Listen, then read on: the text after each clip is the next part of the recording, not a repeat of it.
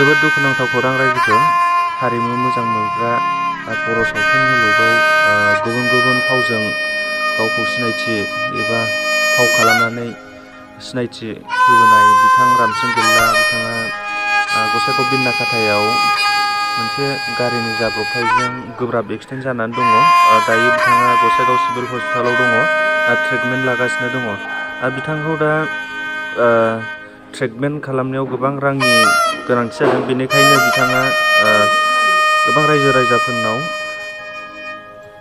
माखासे अनसुंथाइ लुबैदों।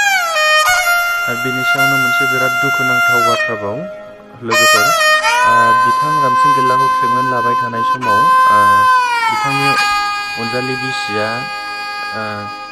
डक्टरनावहाय मुलि लायनो होननानै थांनाय समावहाय आखाइयाव लानाय मानि जेब बा फैसा जेबा अबेहायबा गनानै थाबोबायनो मिन्थिस्लाबै।